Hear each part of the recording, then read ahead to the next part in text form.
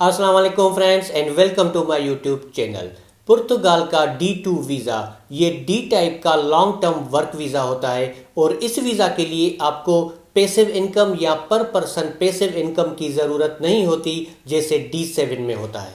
D2 visa के लिए आप खुद भी अप्लाई कर सकते हैं और अपनी फैमिली को भी स्पॉन्सर कर सकते हैं। D2 वीज़ा एक किस्म का वर्क वीज़ा होता है। आप खुद भी काम कर सकते हैं और आपकी फैमिली भी काम कर सकती है, यानी कि आपकी वाइफ भी काम कर सकती है और आपके बच्चे अगर 18 साल से ज़्यादा हैं तो वो भी काम कर सकते हैं। इस वीज़ा पे आप किसी भी किस्म का बिजनेस कर सकते हैं। अगर आप फ्रीलांसर हैं तो रजिस्ट्रेशन करवाने के बाद आप फ्रीलांसिंग भी कर सकते हैं। 5 साल तक इस वीज़ा पे आप पुर्तगाल में रह सकते हैं। 5 साल के बाद आप पीआर के लिए अप्लाई करके पीआर हासिल कर सकते हैं और उसके बाद आप सिटीजनशिप के लिए अप्लाई कर सकते हैं। तो अगर इस शॉर्ट सी वीडियो को आप मुकम्मल तौर पे देख लेते हैं तो आपको सारी मालूमात एक जगह पे इस वीडियो के अंदर मिल जाएगी और ये आसान प्रोसेस आप समझ पाएंगे। उसके बाद D2 टाइप का वीज़ा आप खुद प्रोसेस करेंगे, आपको किसी की भी हेल्प की ज़रूरत नहीं पड़ेगी और इसमें आपके पैसे भी ज़ाया नहीं होंगे। मगर ये आसान प्रोसेस समझने के लिए इस वीडियो को आपको आखिर तक देखना होगा। तो तफसील में जाने से पहले अगर आपने अभी तक चैनल को सब्सक्राइब नहीं किया तो चैनल को सब्सक्राइब करें, बेल आइकन प्रेस करें ताकि जितने भी नए वीडियोस आएंगे उन सब की नोटिफिकेशंस आप तक पहुंचती रहे। सोलो ट्रैवल टाइगर वीलॉग्स ये नया वीलॉग्स का चैनल है। मेरे जितने भी नए वीलॉग्स आएंगे वो आएंगे इस चैनल पे। तो अगर आपने अभी तक इस चैनल को भी सब्सक्राइब नहीं किया तो इसको सब्सक्राइब कर लें, बेल आइकन प्रेस कर लें ताकि जितने भी नए वीलॉग्स आएंगे उन सब की नोटिफिकेशंस आप तक पहुँचती रहे। तो सबसे पहले हम इस तरफ आते हैं कि D2 टाइप का वीज़ा असल में होता क्या है। ये एक फुल टाइम वर्क वीज़ा होता है। इस वीज़ा पे आप किसी भी किस्म का बिजनेस कर सकते हैं। आप एक शॉप खोल सकते हैं, रेस्टोरेंट ओपन कर सकते हैं, होटल ओपन कर सकते हैं, किसी भी किस्म का बिजनेस आप कर सकते हैं। अगर आप किसी किस्म की सर्विसेज प्रोवाइड करते हैं जैसे कि फ्रीलांसर हैं आप, या आप डॉक्टर हैं, लॉयर हैं, कंसल्टेंट हैं, तो ये सारा काम भी आप इस वीज़ा पे कर सकते हैं रजिस्ट्रेशन करवाने के बाद। ये वीज़ा आपके लिए बिजनेस रन करने के लिए भी हो सकता है, ये वीज़ा आपके लिए फ्रीलांसर वीज़ा भी हो सकता है और ये वीज़ा आपके लिए सेटलमेंट वीज़ा भी हो सकता है। अब हम आते हैं इस तरफ के D2 टाइप का जो वीज़ा है इसके बेनिफिट्स क्या हैं। सबसे पहले नंबर पे ये फुल टाइम वर्क वीज़ा होता है। आप अपनी फैमिली को डिपेंडेंट पास दे के स्पॉन्सर कर सकते हैं, यानी आप अपनी वाइफ को भी बुला सकते हैं, बच्चों को भी बुला सकते हैं। आपकी वाइफ को काम करने के राइट्स होते हैं, वो काम भी कर सकती है और अगर आपके बच्चे 18 साल से ज़्यादा हैं तो वो भी इस वीज़ा पे काम कर सकते हैं। यानी कि एक अच्छा ऑप्शन होता है कि आप पुर्तगाल शिफ्ट भी हो जाएंगे और आपकी इनकम जो है वो भी आप इंक्रीज कर सकते हैं। इसके अलावा आपके जो बच्चे हैं उनकी एजुकेशन की जो फीस है उसमें आपको काफ़ी रिलैक्सेशन मिल जाती है। मेडिकल आपका फ्री हो जाता है, आपके पास टैक्स फ्री इनकम का ऑप्शन भी होता है और रिटायरमेंट के बाद आपको इंसेंटिव भी मिलते हैं। इसके अलावा D2 टाइप का वीज़ा एक शेंगन वीज़ा होता है। आप 26 ममालिक में कहीं पे भी विजिट कर सकते हैं, आपको वीज़ा लेने की ज़रूरत नहीं पड़ेगी। इसके अलावा इनके दूसरे कंट्रीज़ हैं जो शेंगन वीज़ा पे आपको एंट्री देते हैं, जैसे कि मैक्सिको हो गया, बेलारूस हो गया, जॉर्जिया हो गया। इसके अलावा कुछ ऐसे कंट्रीज़ भी हैं जो इस वीज़ा पे आपको ई वीज़ा देते हैं जिसमें तुर्की भी शामिल है। तो अब हम आते हैं इस तरफ के ये वीज़ा किन लोगों के लिए है और कौन लोग अप्लाई कर सकते हैं। सबसे पहले नंबर पे वो लोग जो अपना एक कोई भी छोटा बड़ा कारोबार स्टार्ट करना चाहते हैं पुर्तगाल में, तो इस वीज़ा के लिए अप्लाई कर सकते हैं। या वो लोग जिनके पास अपना कोई भी छोटा बड़ा कारोबार मौजूद है उनके अपने कंट्री में और उनकी वो ब्रांच ओपन करना चाहते हैं, तो वो लोग भी इस वीज़ा के लिए अप्लाई कर सकते हैं। अगर आप इन्वेस्टर हैं, आप किसी भी बिजनेस में या किसी भी सेक्टर में इन्वेस्ट करना चाहते हैं तो फिर भी इस वीज़ा के लिए आप अप्लाई कर सकते हैं। अगर आप फ्रीलांसर हैं जैसे कि web designer, web developer, graphic designer, app developer, तो फिर भी इस वीज़ा के लिए आप अप्लाई कर सकते हैं, मगर पहले आपको रजिस्ट्रेशन करवानी होगी, उसके बाद आप इसके लिए अप्लाई कर सकते हैं। या अगर आप किसी भी दूसरी किस्म की सर्विसेज प्रोवाइड करते हैं जैसे कि आप लॉयर हैं, कंसल्टेंट हैं, डॉक्टर हैं, तो फिर भी इस वीज़ा के लिए आप अप्लाई कर सकते हैं। अब हम आते हैं प्रोसेस की तरफ कि ये सारा प्रोसेस आप कैसे करेंगे। प्रोसेस को हम डिवाइड करते हैं दो हिस्सों में। पहला हिस्सा जो है इसमें आप अपनी कंपनी का रजिस्ट्रेशन का जो प्रोसेस है ये सारा प्रोसेस करेंगे और उसके बाद दूसरे हिस्से में आप जो है D2 टाइप के वीज़ा के लिए अप्लाई करेंगे। तो पहले हम आते हैं कंपनी रजिस्ट्रेशन के प्रोसेस पे कि ये प्रोसेस कैसे होगा, और उसके बाद मैं आपको दो तरीकेकार बताऊंगा कि ये कैसे आप कर सकते हैं। तो सबसे पहले आपने अपना बिजनेस जो है वो रजिस्टर करना है। पहले आपने अपना माइंड जो है वो क्लियर कर लेना है कि आपका पर्पस ऑफ बिजनेस क्या होगा। उस हिसाब से आप अपनी एक कंपनी जो है वो रजिस्टर करेंगे, आपको एक ट्रेड लाइसेंस जो है वो दिया जाएगा। ये जो आप रजिस्ट्रेशन करेंगे अपने बिजनेस की, ये आपका किसी भी किस्म का फिजिकल बिजनेस भी हो सकता है, जैसे कि कोई शॉप हो गई, कोई रेस्टोरेंट हो गया, होटल हो गया, या किसी भी किस्म का दूसरा बिजनेस हो सकता है। या अगर आप सर्विस प्रोवाइडर हैं तो आपका सर्विस प्रोवाइडर का बिजनेस भी हो सकता है, जैसे कि मैंने आपको बताया कि web designer, web developer, graphic designer या ऐप डेवलपर, या किसी भी किस्म की सर्विसेज आप प्रोवाइड करते हैं, जैसे कि आप डॉक्टर हैं, लॉयर हैं, कंसल्टेंट हैं, तो फिर उस हिसाब से आपको अपनी कंपनी रजिस्टर करवानी होगी। जब ये रजिस्ट्रेशन आप करवा लेंगे तो आपको एक बिजनेस लाइसेंस यानी कि एक ट्रेड लाइसेंस आपको दिया जाएगा। उसके बाद आप इनकम टैक्स नंबर लेंगे और पुर्तगाल में अपना बैंक अकाउंट ओपन करेंगे। आपका कोई भी रेजिडेंटल एड्रेस जो है वो दरकार होगा पुर्तगाल में।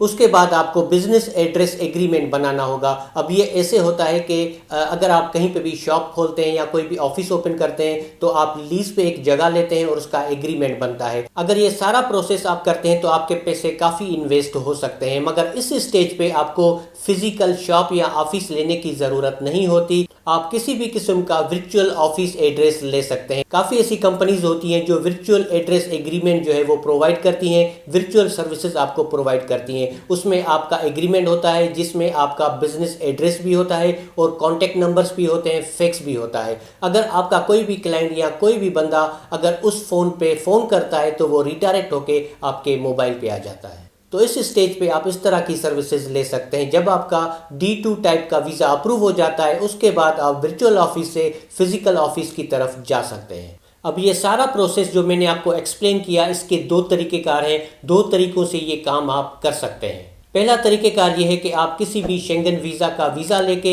आप पुर्तगाल के लिए ट्रेवल कर सकते हैं। जब वहाँ पे आप जाएंगे आप टूरिस्ट वीज़ा पे या विजिट वीज़ा पे भी जा सकते हैं। वहाँ पे जाने के बाद ये जो रजिस्ट्रेशन का सारा प्रोसेस है ये प्रोसेस आप वहाँ पे कर सकते हैं। उसके बाद अगर आप वहीं पे रहते हुए D2 टाइप का वीज़ा प्रोसेस करना चाहते हैं, एग्जिट नहीं करना चाहते, तो ये ऑप्शन भी आपके पास होता है। मगर इस ऑप्शन में आपका D2 टाइप का जो प्रोसेस का टाइम है वो 6 महीने से 8 महीने हो सकता है, लेंथी प्रोसेस होता है। या अगर ये सारा प्रोसेस करने के बाद आप एग्जिट करते हैं पुर्तगाल से, अपने कंट्री आते हैं जहां पे आप रहते हैं, या किसी दूसरे कंट्री में आप रहते हैं जहां पे आपके पास वर्क परमिट है, तो ये प्रोसेस आप वहां पे भी कर सकते हैं। अगर आप एग्जिट करके ये प्रोसेस करेंगे तो इसमें 4 महीने लगते हैं और 4 महीने में आपका D2 टाइप का वीज़ा आ जाता है। तो एक तो ये तरीका था कि आप विजिट वीज़ा या टूरिस्ट वीज़ा लेके वहाँ पे जाके ये सारा प्रोसेस आप खुद कर सकते हैं और उसके बाद D2 टाइप का वीज़ा आप हासिल कर सकते हैं। दूसरा तरीका यह है कि आप पावर ऑफ अटॉर्नी किसी को भी दे सकते हैं और किसी के ज़रिए भी ये काम करवा सकते हैं। वो आपका कोई भी भाई हो सकता है, कोई भी रिलेटिव हो सकता है, कोई भी दोस्त हो सकता है, या किसी भी लॉयर को आप अपॉइंटमेंट कर सकते हैं। तो कोई भी आपके लिए ये काम कर सकता है। अगर आप अटॉर्नी देते हैं तो वो अटॉर्नी आपके कंट्री से, फॉरेन अफेयर से अटेस्टेड होनी चाहिए और पुर्तगाल की एम्बेसी से भी अटेस्टेड होनी चाहिए। अब यहाँ तक ये सारा प्रोसेस आप समझ चुके होंगे। उसके बाद अगला प्रोसेस आता है D2 टाइप का वर्क वीज़ा।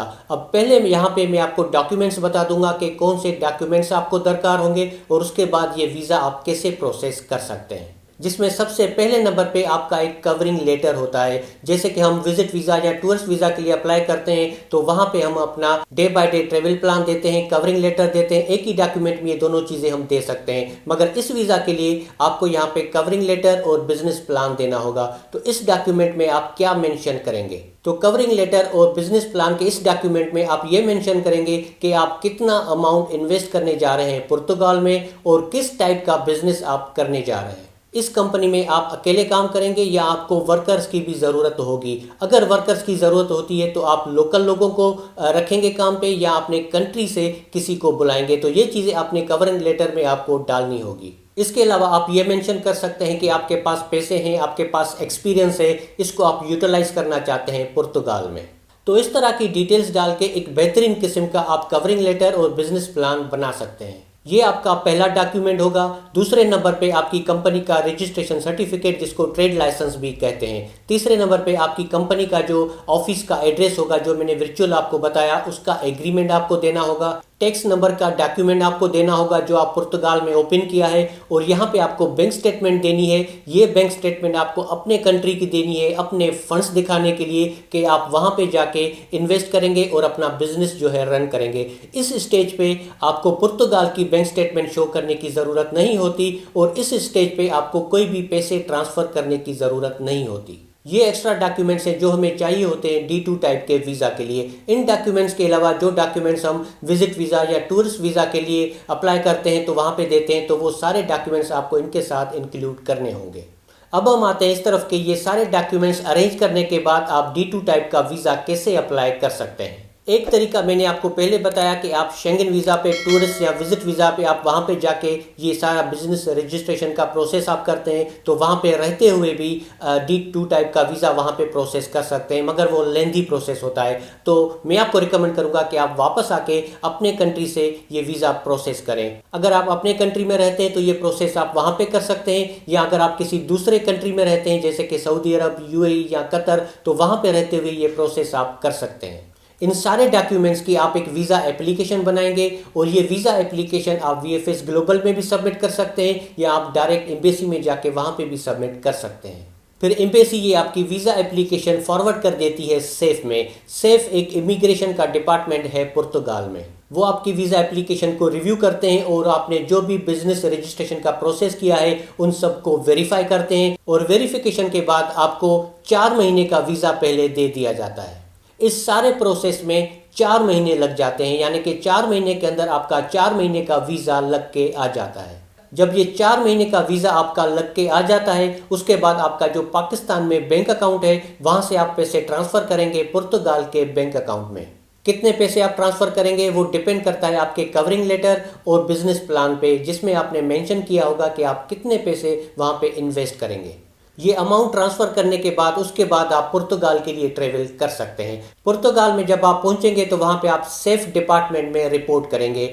D2 टाइप का वीज़ा जब आपने अपने कंट्री से अप्लाई किया था, जो भी डॉक्यूमेंट्स दिए थे उसका एक दूसरा सेट भी आपको बनाना होगा। वो सारे डॉक्यूमेंट्स और उसके साथ पुर्तगाल में आपका जो बैंक अकाउंट होगा जिसमें आपने पैसे ट्रांसफ़र किए थे उसकी स्टेटमेंट आप निकालेंगे, जो 1 हफ्ते की भी हो सकती है, 1 महीने की भी हो सकती है। सिर्फ आपने दिखाना है कि इतने पैसे आपके अकाउंट में मौजूद हैं। उसके बाद आपका जो वीज़ा है 4 महीने वाला वो 2 साल के लिए एक्सटेंड हो जाता है। फिर आपको 2 साल मिलते हैं अपने बिजनेस को प्रॉपर तरीके से रन करने के लिए।